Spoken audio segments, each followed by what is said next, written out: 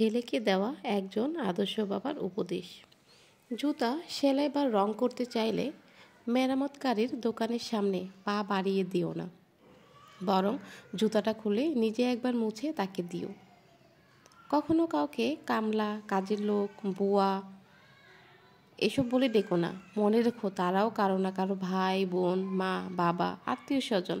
তাদের সম্মান দিয়ে ডেকো। তাদের সম্মান করলে তুমিও সম্মান পাবে। তোমার সম্মান এতটুকু কমে যাবে না।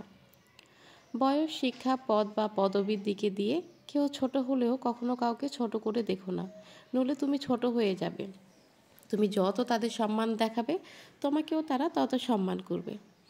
পড়াশোনা করে জীবনে উন্নতি করো, কিন্তু কারো ঘাড়ে পা দিয়ে উপরে ওঠার চেষ্টা করো না।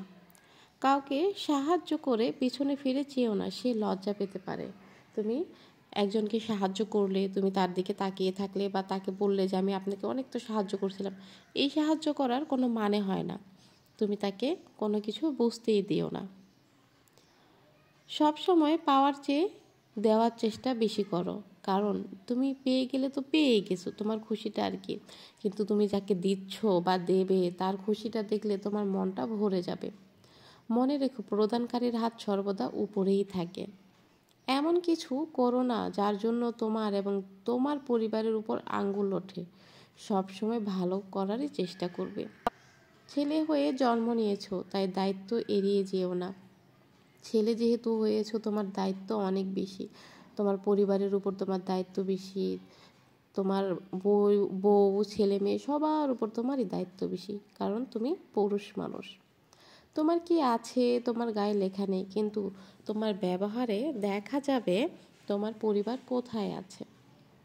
কখনো মার কথা শুনে বউকে এবং বউয়ের কথা শুনে মাকে বিচারের কাঠগড়ায় দাঁড় করিও না। কাউকে ফেলতে পারবে না, কারণ তারা দুজনেই তোমার আপন, খুবই আপন। তাদের কাউকে ছাড়া তুমি এক বিন্দু থাকতে পারবে না, থাকা সম্ভব নয়। কারো বাসায় নিমন্ত্রণ খেতে গেলে বাসায় দুমুঠো ভাত খেয়ে যেও, অন্যের পাতিলে ভাতের আশায় থেকো না। কারো বাসার খাবার নিয়ে সমালোচনা করো না। কেউ খাবার ইচ্ছে করে অস্বাদ করে না, খাবার সবসময় চেষ্টা করে যেন খুবই মজাদার, আর কেউ খেলে যেন প্রশংসা করে। বড় হবার জন্য নয়, মানুষ হবার জন্য চেষ্টা করো। বড় তো সবাই হয়, মানুষ কজনে হয়। শ্বশুর কিংবা শাশুড়িকে এতটা সম্মান দিও যতটুকু সম্মান তোমার মা বাবাকে দাও, এবং তাদের প্রতি এমন আচরণ করো যাতে করে তাদের মেয়েকে তোমার বাড়ি পাঠানোর জন্য উতলা হয়ে থাকে। সবসময় ভদ্র নম্রভাবে চলো এবং কথা বলো, কিন্তু অন্যায়ের সাথে আপোষ করবে না। অন্যায় দেখলে তুমি সেখানে প্রতিবাদ অবশ্যই করবে। এটাই বাবার আদেশ।